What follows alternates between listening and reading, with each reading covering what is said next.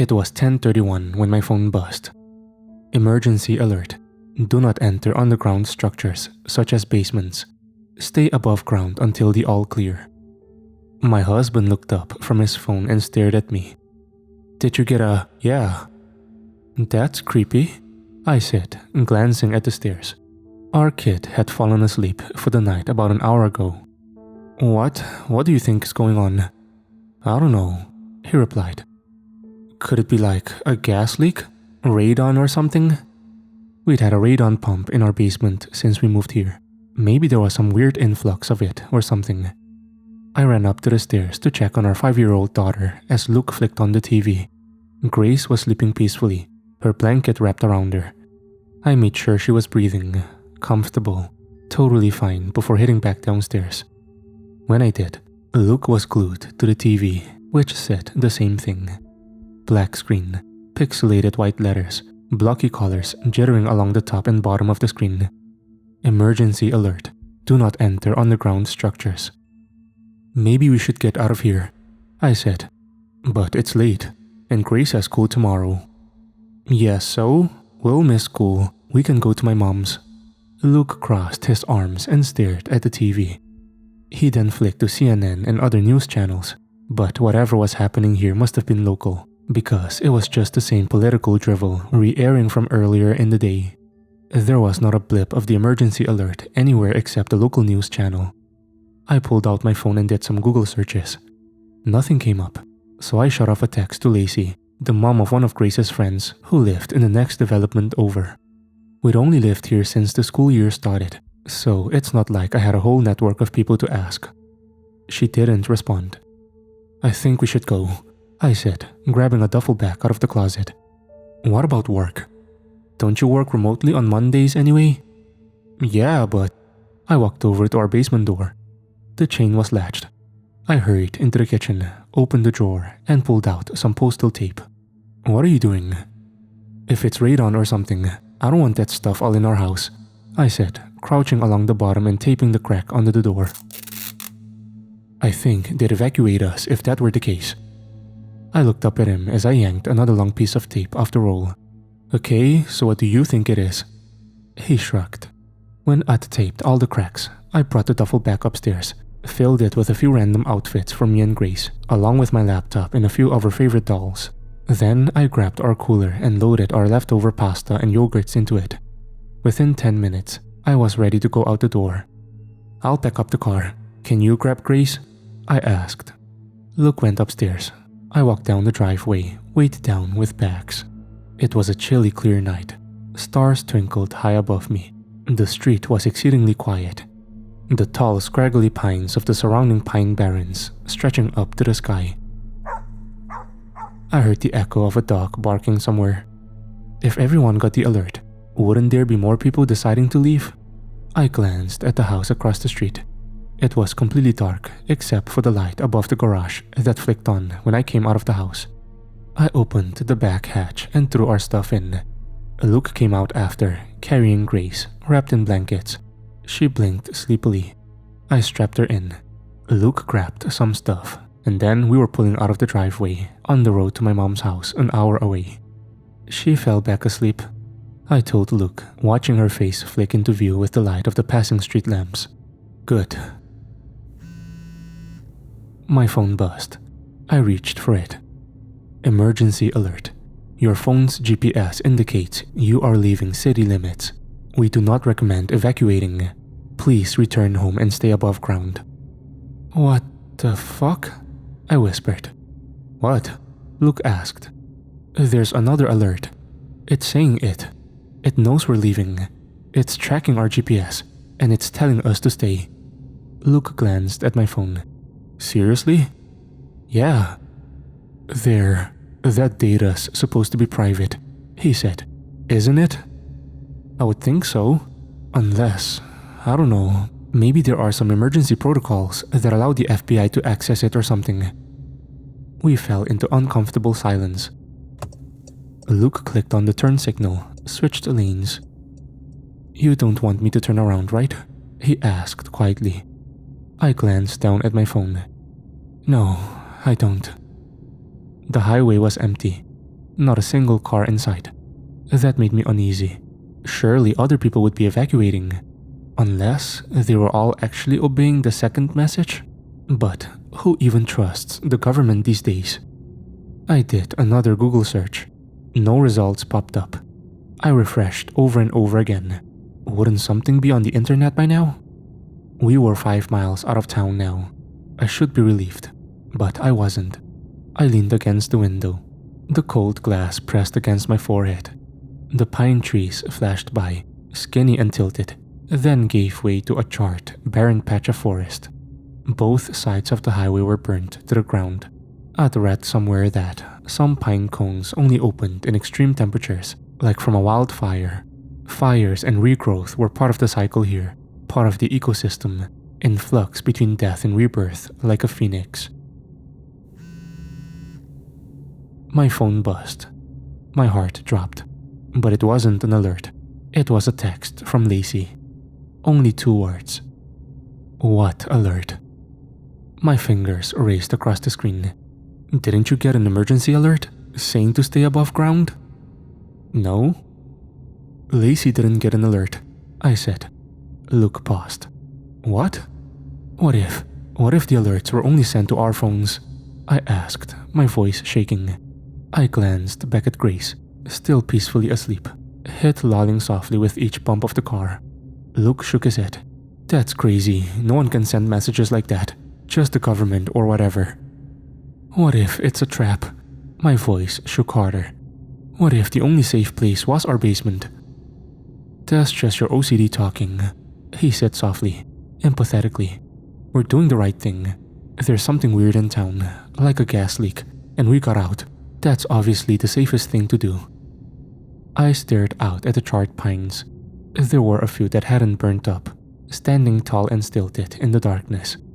I stared out at them, wondering why they were spared. One of them moved. What the? The car screeched to a stop. My body lurched forward, the seatbelt locked, keeping my head from hitting the dash. Sorry, that deer just darted. His voice died in his throat. We both stared at the lower legs of something illuminated in the headlights, thin and spindly, but definitely not a deer's. They ended in twisted toes, not hoofs, and extended several feet up into the darkness. Silhouetted against the starry sky, beyond the reach of our headlights, I could see something tall and spindly, skeletal, crisscrossing lines of bones or sticks or something else entirely. As I stared at it, as it stared at me, a wave of dizziness washed through me. The world seemed to tilt on its axis, weight pressed down on my head, an immense pressure bearing down on me. Something hit the side of the car with incredible force. The entire car rocked on its wheels. I screamed. A mass of lines, bones, sticks outside my window, empty air between them, the stars and the pines rippling strangely behind it. Luke stomped down on the accelerator. The car shot forward. We swerved around the thing, then passed the burnt section of forest and continued down the dark, twisting highway. My phone buzzed. Emergency alert. All clear. Please return home immediately. We got to my mom's house around midnight, a squat brick ranch on a residential road. I glanced warily at the pines behind her house, stretching up to the sky, before picking up Grace and carrying her inside. Mom was sitting at the kitchen table, waiting for us, her fingers wrapped against the mug in her hand. The entire house smelled like that familiar mix of coffee and dust. I started for the guest bedroom, and then got a better idea. The ranch had a lower level that was half underground. It had been finished into an office, but there was a couch down there. I could have Grace sleep on the couch, and we could sleep on the floor. Where are you going? Mom was standing behind me, eyebrow raised as I undid the chain lock to the basement floor. I think we're going to sleep down there. No, you're not. It's all dusty down there. I haven't cleaned for ages. There could even be mice, and we're sleeping down here. Those alerts were probably just a prank, she continued. Or a glitch or something. Besides, you're like an hour away now. I'd only told my mom about the alerts. I didn't tell her about the thing in the woods. My mom was not a supernatural person. She'd definitely chalk it up to a trick of the light or something. Casper himself could be floating in front of her face, and she'd call it a trick of the light. "You're being ridiculous," she continued. "You know, this reminds me of the time you taped up the door to the attic. Remember, when the exterminator had found a bat up there? You were worried there were more, with rabies, and they could flatten themselves in through the cracks between the door and the ceiling and bite you while you were sleeping." "You don't feel the bites when you're sleeping," I growled back. "A lot of people have gotten rabies from bats in their houses, and they can squeeze through really tiny places." "My point is," she interrupted, "it's unsanitary down there." Grace was getting incredibly heavy in my arms. I glanced at Luke, who was just standing in the doorway, wide-eyed, like he'd walked in on a gunfight. Then I pulled the chain lock and yanked the door open. "Kate?" Mom said warningly. Halfway down the stairs, my phone buzzed in my pocket. I got Grace settled on the couch, then pulled it out. "Emergency alert. Your phone's GPS indicates you have stopped in Redacted, New Jersey. Disobeying an emergency alert is a federal offense. Please return home and stay above ground." I lifted my phone to show Luke, who was coming down behind me. His face looked ghastly pale in the white light. Mom was right behind him and craned her neck to read the alert too. "Oh, that's BS," she said. "It's not a federal offense, it's a state offense, and that would be an evacuation order, like for a hurricane or something." She shook her head. "You know what this sounds like? One of those scammers. I got a call from someone claiming to be my grandson." "It's not a scam," Luke interrupted without elaborating. Then he worked in silence, putting the blanket over Grace, getting her comfortable. I flicked on the light and checked for mouse trappings, but I didn't see any. "I'll get the rest of our stuff," he said, leaving my mom and I alone. Her expression softened as she looked down at Grace, at her perfectly cherubic little face. "Do you need anything else?" "No, I don't think so." She nodded and went back upstairs. I glanced around. The office stuff was in the leftmost corner, the desk covered with papers and a single photo of my dad. He'd been gone 7 years now, and it seemed like every year more and more of his stuff got tucked away, moved downstairs, shoved into storage. I swallowed down the feeling and glanced around the rest of the room. The door next to the desk led to the unfinished storage area. On the other end of the basement was a sliding glass door that led out into the backyard. I didn't like that at all. We were technically on the ground, where we stood, but the rightmost corner with the door was above ground. Did that mean we were still vulnerable? Those things couldn't fit through a glass door, I thought, but they couldn't fit through a normal door either, and apparently we wouldn't have been safe in our own home. I stared out the glass door, afraid I might see one of them out there. Maybe this was a bad idea, to stay here. We were an hour away, sure, but the pines were still right at our door. Not officially the Pine Barrens, but the surrounding pinelands ecosystem, which was almost the same thing. If those things came from the Barrens, they were only in the burned areas, I reminded myself. I imagined a pine cone spiraling in midair, petals opening as fire raged around it, and skeletons made of sticks prying their way out of the thing, creeping along the ground, stretching and growing towards the sky. Were there any maps of the burned areas? I pulled up Google Maps, looking for the blackened areas, but the information would be out of date, wouldn't it? My phone buzzed. I expected another alert, but it was a text from Lacey instead. "My friend Rochelle got the same alert you did, by the way," it read. Super weird. My heart dropped. Did Rochelle, whoever she was, listen to it? "Tell her not to listen to the alert." I started typing. "It's a trap." Then I realized how unhinged that sounded. I didn't even know Lacey that well. I thought for a second, then typed a new message. "Can you give me her number? I want to ask her about it. Pretty weird that it targeted both of us. No one else." "Sure, let me ask her," was the reply. As I waited, Luke came down from the stairs, carrying our stuff, computer cords and stuffies nearly falling out of his arms.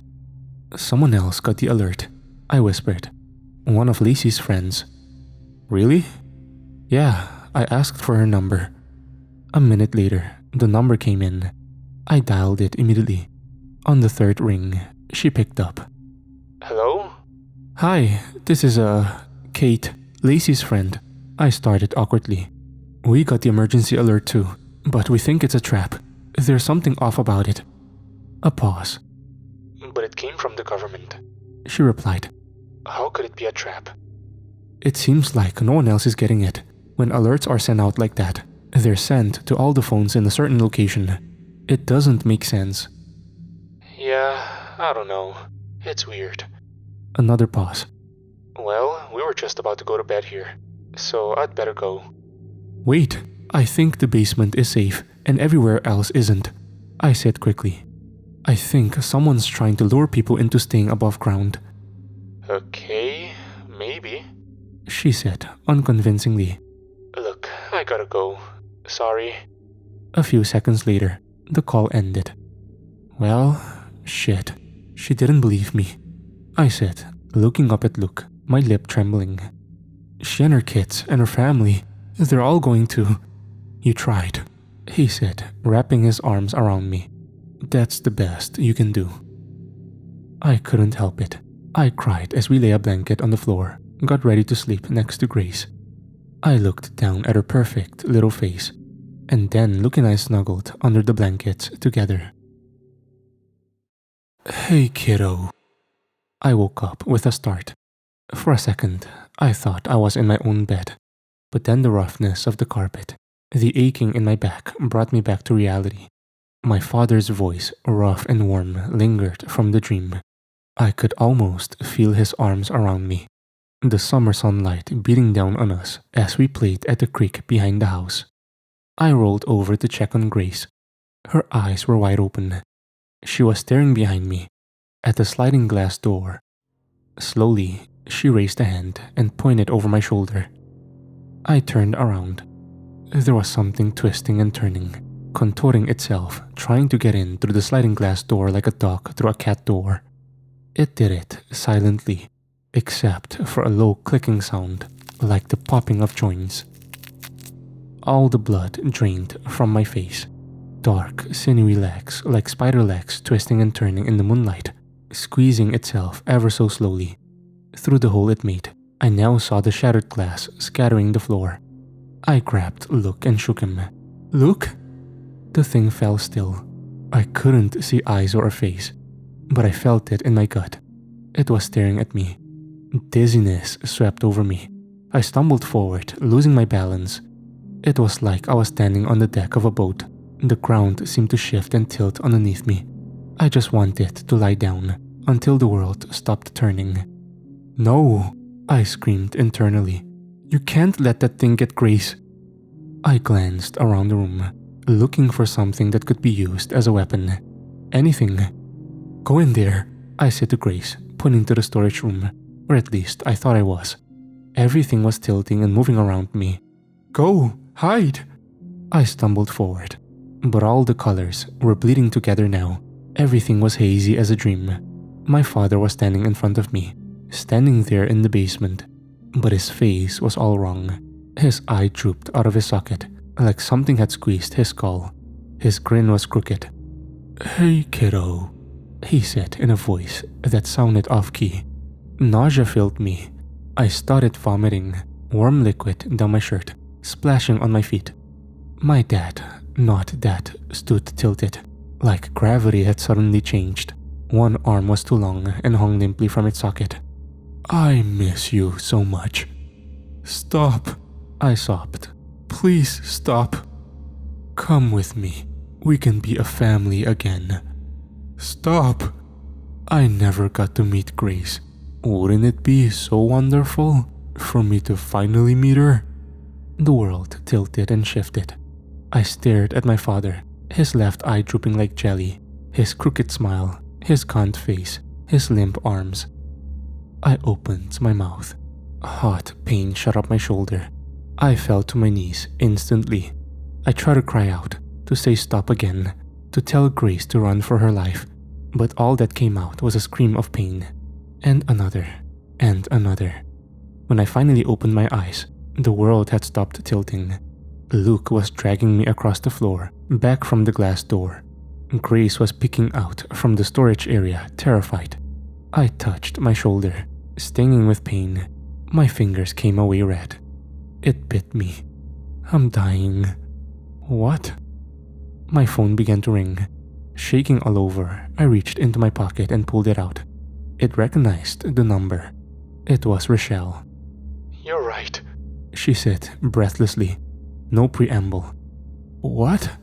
I asked, my voice hoarse. "About the alert. My husband, he has some friends who work with cell phones and stuff. And She took a deep breath, trying to steady her voice. They traced the signal. It's not coming from the government, or the town hall, or whatever. I chewed my lip, held my breath. It's coming from the middle of the woods." The hospital was mostly empty, quiet, dark. Fluorescent lights buzzed overhead, and the walls were a sickly shade of seafoam green. The doctor, a tall, thin man in his 60s, didn't seem to believe my story, but he admitted me for observation anyway. My mom was staying at her friend's house with Grace in their non-walkout basement. I didn't want to leave her. I wanted her right here with me, but the hospital was above ground, and someone needed to treat my wound before I bled to death. Luke left me for a moment to use the bathroom. I closed my eyes, not intending to sleep, but I was so tired, and the bite was now only a dull, throbbing pain. I drifted in and out of consciousness, until I heard two voices in the room. I snapped my eyes open for a moment to see the doctor and a nurse hovering over me. They were talking softly to each other, looking concerned. I quickly shut my eyes again, pretending to sleep. I caught a snatch of their conversation. "It's just like that man," the nurse whispered. "The one that was admitted last night. John something." A pause. "I know. What do you think it is?" "I don't know, Rita. I really don't." "Do you think we should give her diazepam? Preventatively?" the nurse asked. "The other one, he screamed so much. The family will ask questions. There's no reason for her to be on diazepam for an animal bite." "They'll ask questions when she's dead too," the nurse snapped back. "The least we can do is make her comfortable." "Shh." Oh shit. I didn't open my eyes, but I'd jumped when the nurse said dead. I could now feel both of them looking at me, their eyes boring through my closed lids. "Let's talk somewhere else," the doctor said. Hurried footsteps on tile, and then nothing. I opened my eyes. I'm going to die? I don't know how long I lay there, wallowing in my own misery, but footsteps jolted me awake. Luke was walking back in. "How's the pain now?" "Bad," I told him what I'd overheard, my voice quivering. "That doesn't mean anything," he said, but I could hear the concern in his voice. "We're going to get out of here, and everything's going to go back to normal. The mayor or whatever will release some statement about a faulty alert system, and stop." He looked at me warily, but shut up. The two of us sat in silence. A few times, Luke opened his mouth, looking like he was going to say something, but then quickly shut it again. Footsteps pattered by outside in the hallway. The tinny sounds of the TV droned on in the corner. "I'm going to call Rochelle," I told him. The line rang 3 times before she picked up. I told her everything, about the bite, about the things I saw. I was afraid of sounding crazy, but when I'd actually finished, she sounded like she was crying on the other side. "I saw my baby," she said in a low tone, barely above a whisper. I had a miscarriage at 14 weeks, and I saw this little basket with a tiny pink thing bundled up inside, and I heard her cry." Her voice broke.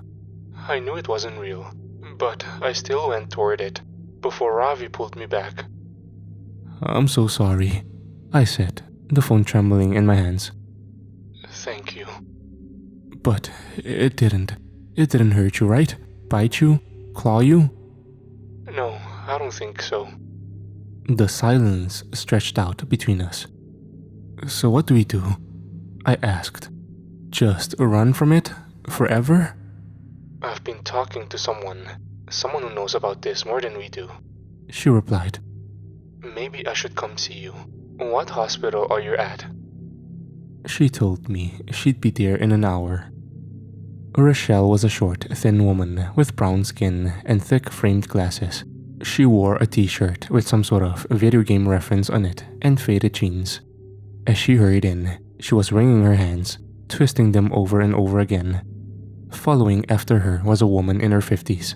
Her salt and pepper hair was cropped short, and her skin was deathly pale, like she'd never seen the sun. "This is Jamie," Rochelle said, gesturing to the old woman. "She's a professor and specializes in this kind of stuff. I've been talking to her for the past few hours, and she wanted to see you." "This kind of stuff?" The woman abruptly sat down and leaned in towards me, like I was some kind of specimen she was eager to examine. "You know what's going on here?" I asked as she stared at my shoulder in a way that made me extremely uncomfortable. "Yes, sort of. Have you ever heard of something called speculative evolution?" "No," I replied. "Okay, it's reconstructing what kinds of creatures would evolve under different circumstances. Maybe an amphibian would evolve to have wings like a bat, for example, if insects didn't hover around ponds. You see what I mean?" I guess? We also try to construct what animals might look like millions of years from now, or humans. What kind of things will evolve under the pressure of modern humanity, modern technology. There's already some of it happening. The bedbugs in New York City are hundreds of times more resistant to pesticides than the ones in Florida are. Deer are more skittish than they were 10 years ago because cars kept hitting them. Okay, I had an idea where she was going with this. "You haven't seen that image of what humans would look like if they were evolved to survive car crashes? The man has like no neck and lots of fat to cushion the impact." "No?" "Okay," she shook her head. "The point is, some people in this field believe that at some point, creatures would evolve abilities that mimic technology, like birds that look like drones, or bats that can sense electromagnetic fields. Who's to say this thing that you and Rochelle have described hasn't evolved the ability to send out radio signals, hack our entire mobile system?" "That's ridiculous," Luke interjected. "So what, this creature is like texting in English?" No, nothing like that. States, local governments, they often have pre-programmed emergency messages, like a protocol for hurricanes, earthquakes, nuclear threats, etc. This thing, it just hacked the signal to send a particular protocol. Same with Rochelle, she said, looking sympathetically at her. "We're all sending little electromagnetic signals in our brains all the time. Neural impulses. Sharks, 400 million year old living fossils, can detect them. These things, they can hack them." So when I saw my dad, I glanced at Luke. "That thing was hacking my brain signals?" Jamie nodded. "It's a little more complicated than that. I believe this thing sends out a chemical in the air too. At close range, that messes with some neurotransmitters. But essentially, yes." "Okay, but why is the basement safe then? Because it's too big to get down there?" Luke asked. "I'm glad you asked," Jamie replied with a big, victorious smile on her face, like she was about to just tell us the secret of the universe. "They chose that emergency protocol with the basement because their abilities don't work if you're underground, just how your phone reception goes out when you're underground." A heavy silence filled the room. Luke and I looked at each other. For one, this sounded pretty out there, conspiracy theory level stuff, more unbelievable than Roswell. On the other hand, nothing I'd experienced in the past 24 hours made sense. How do you know all this?" I asked. "This isn't the first time this has happened," she replied, her face grim. "Almost 10 years ago, the same thing happened, out by Woodland, on the border of Wharton State Forest. I studied it then too, but there weren't as many of them." "Okay, but the texts didn't get sent to everyone," Luke said. "Only us and Rochelle so far that we know of." "Right, so these things, I call them stick men by the way, they only target people with overactive imaginations, People who send out really clear, strong brain signals. It's easier for them to find you, and it's easier for them to hack your brain. They're not actually producing the image you see of your deceased loved ones, or whatever. They're just knocking it loose from your memory, from something you've imagined. If you've imagined your kid dying 1,000 times because you have anxiety or OCD, that makes it all the easier for them to use it against you and lure you in. And of course, there's more for them to eat. More for them to eat? Yeah, they eat brains. I mentioned that, didn't I? More awkwardly, heavy, suffocating silence. Kate said she heard the doctor saying she's going to die. He said in a soft voice. Is that true? Jamie glanced at me, but stayed silent. Rochelle jumped in, her voice full of heartache. Jamie told me, once it bites you, it's linked to you. It will follow you and end you. It'll show you your worst nightmares first. Jamie interjected, absolutely unable to read the room. Show you everything you fear. But when it starts showing you yourself in these waking nightmares, that usually means you only have a day left. I swallowed a wave of nausea. Then I started getting out of the hospital bed. I needed to get out of here, away from Jamie's stare, Luke's concern, just a moment of silence. Maybe I'd get a Coke from the vending machine, not even a diet one. I hadn't had a full sugar one in ages. I tried to keep out the memory of my dad before me in my mom's basement. I had imagined him saying those exact words when I was at my lowest point years ago, when a flicker of showed itself in an ocean of postpartum depression. And that fucker, the stick man or whatever, had used it against me. Another wave of nausea. I pushed towards the door. Wait, Rochelle said, standing up, reaching for my arm. I'll be right back, I snapped.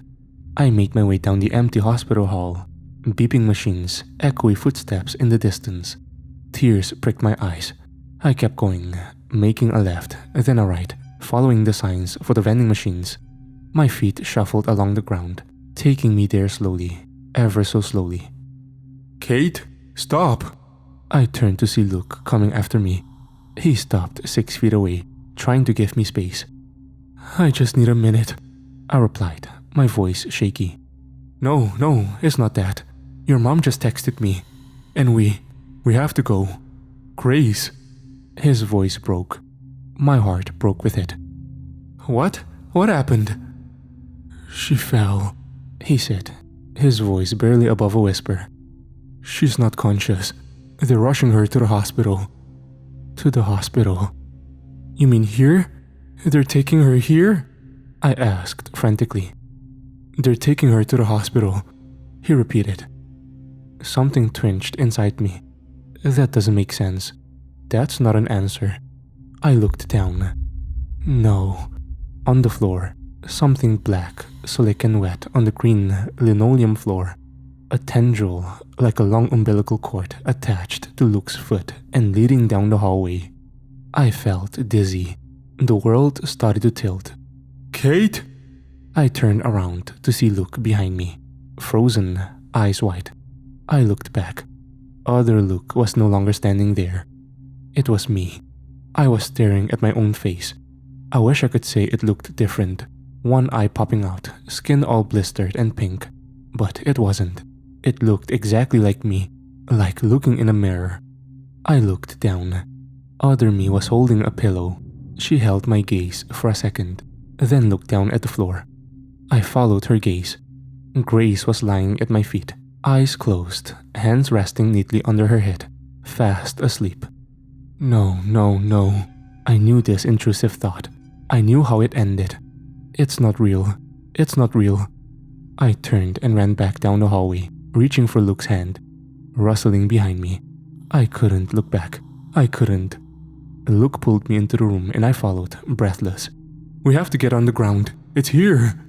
Rochelle and Jamie looked at me. Then they looked at the floor. For a second, I thought I was going to see my worst nightmare. But instead, I looked down to see the blood dripping off my arm, seeping through my shirt, traveling in wet, soaky rivulets, dripping to the floor. Jamie shot up and walked over to me. Gently, she pushed back the cloth of my shirt, exposing the wound on my shoulder. "Necrotic tissue," she whispered. She shook her head sadly. "It's begun. I can't die. I can't." My shoulder pulsed with pain. I continued running down the hall towards the big red exit sign. The hospital hadn't released me. "Stop!" Luke begged, catching up with me, but I forced myself to run faster, despite the pain. I wasn't going to just sit in the hospital room and wait to die. Obviously, from what the doctor said, that's what happened to the last one. I was going to get underground. Maybe I would have to stay there forever, or until they found a way to kill these things. I would not leave Grace without a mother. I wanted more than anything to go to her, hug her, tell her I loved her. But maybe that thing could follow me, even into a basement. I didn't think so, but I couldn't risk it.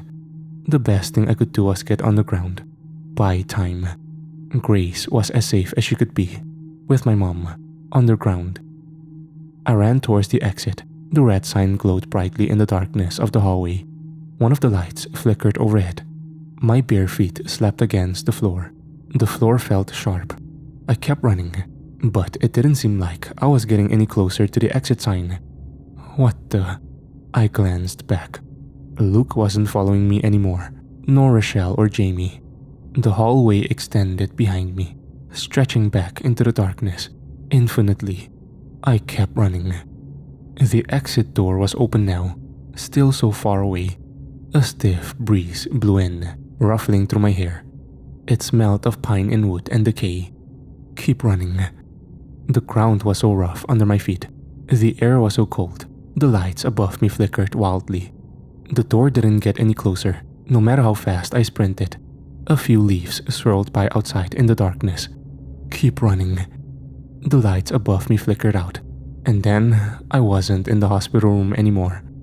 I was in the middle of the woods. Pine trees stretched up into the darkness.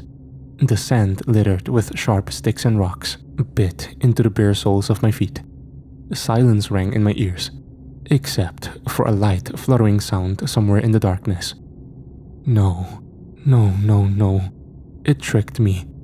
I wheeled around. I didn't see any lights, any break in the trees. How deep in the barrens am I? How long have I been running? The darkness closed in, suffocating me. I felt my pockets. No phone, no way to call for help, no way to know where I am. I sucked in a breath, ready to scream into the darkness. But that would draw the stickmen to me, wouldn't it? Or did it not matter? Did they already know where I was? I looked up at the stars, at the slices of sky poking through the pines. I tried to identify them. Is that Cassiopeia? But I didn't know anything about how to tell directions from the stars. Besides, the pines blocked out most of the sky anyway. No, wait, that's not the way to do this. I ran in here. My legs didn't feel that sore. Even though it must have distorted time, it only felt like I was running for a minute. If I'd run 10 miles into the barrens, I'd know. I just needed to figure out what direction I'd come from. I wheeled around, trying to look for footprints, flattened vegetation, any sign of where I'd come from. But it was pitch dark out, and I didn't have any source of light. There was moonlight, enough to see that I didn't smack into a tree, but not enough to look for footprints in the sand. I stared at the trees, but the branches were up too high and too thin to support my weight. I couldn't climb them to get a better vantage point. I ransacked my pockets again. Nothing, so I started off in a random direction. Sticks grabbed at my feet, pebbles rolled underneath my toes. I kept walking forward, trying to keep a straight line. The Pine Barrens is 1,000,000 acres, but an acre wasn't that many square miles. I remembered that from somewhere. I tried to focus on doing the math. If I was in the center and walked in a random direction, how long would it take me to get to the edge? 5 hours? 10? More than that? And of course, I'd heard the stories. Even without the stickmen, the Pine Barrens were deadly enough. Carnivorous plants, rattlesnakes, and a way of turning people around. It was easy to get lost in the infinite pines. I thought of Grace, Luke telling her I was gone, her crying, melting down. Maybe years ago at that low point in my life, right after Grace was born, I wouldn't have been quite so panicked at the thought of dying. But I was panicking now. I picked up the pace. Sticks stepped at my feet harder. I tried to keep a straight line, but it was so hard in the dark, and for all I knew, I was just walking deeper and deeper into the barrens. Then I saw it. A clearing. My heart soared. That must be where I came from. It was one of the burned areas. The fire had hollowed out a large clearing.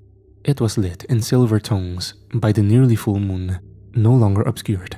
Some pines still stood, completely bare of needles, skeletal and black. Ash blackened the pale sand beneath, the color of bone. A few pine saplings poked through the destruction, only inches tall. It was deathly silent. I'm never going to get out of here. I looked up at the blackened pines, stretching up into the sky like fingers. I whirled around.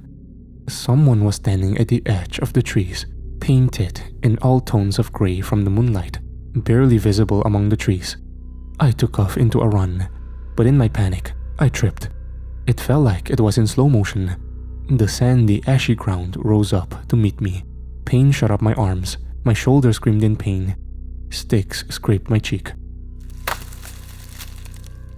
I scrambled up to see myself standing there, arms hanging limply at my sides, hair grazing my shoulders. "Let me go!" I screamed. My voice echoed and died into the forest. She stepped closer. I could hear too a wet, smacking sound. There was another slimy black appendage attached to her feet, controlling her like she was a puppet.